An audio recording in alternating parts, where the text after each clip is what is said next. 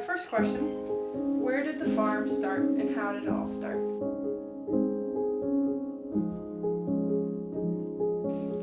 It started in 1899, and my grandfather was an immigrant from Sweden, and he decided to go to Loretto, Michigan and work in the iron mine, but decided that that wasn't for him. So he came back and purchased 40 acres of land and had a few cows, and then after that he started, he worked in the woods, and then when my grandfather was 44 years old, he died, and so my dad took over the farm at about age 14, and then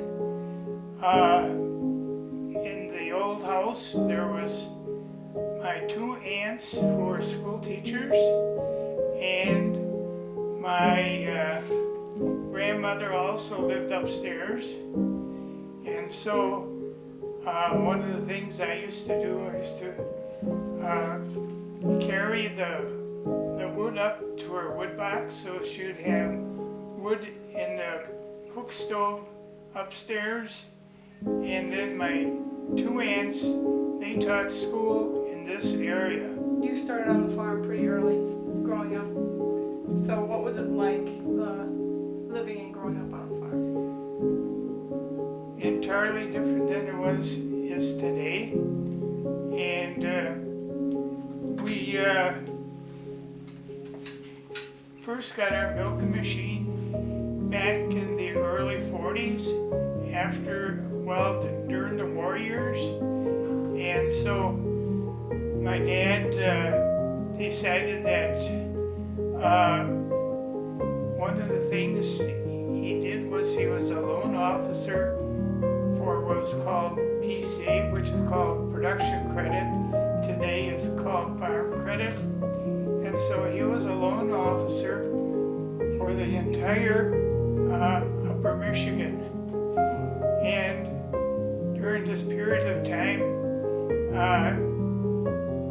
he got married, and when he was on the farm, he would have help from his sisters and grandmother, and they would have a team of horses, and they also had sheep. And during the Second World War, then started getting mechanized, and we had our first milking machine in the early 40s. But there was something else that was interesting. We had probably the first silo, and it was back in probably 1920s, and it was built out of wood. And then in the early 1940s, my dad had a company come in, and then they built a concrete silo.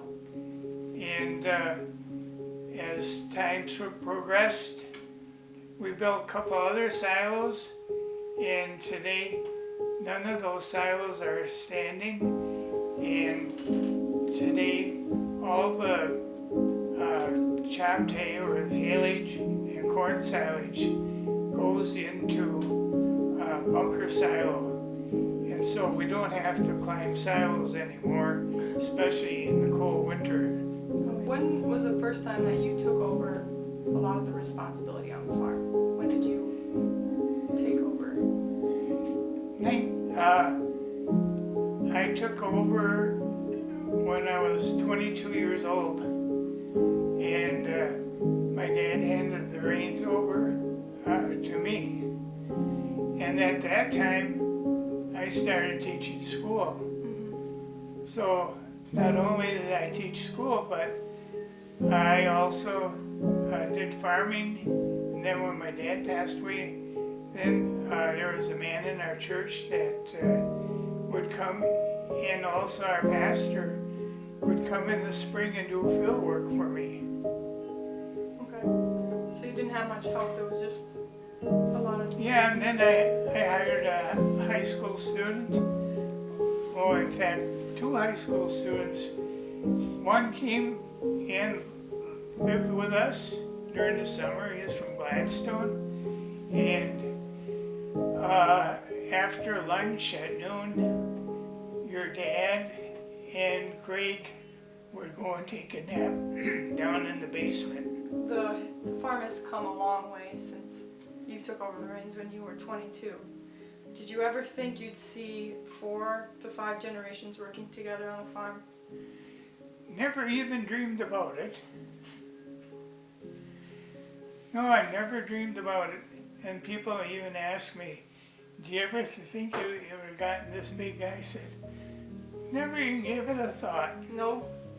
What is it like to see your grandchildren carrying on your livelihood? Terrific. Yeah. What does it mean to you? Oh, that in this day and age,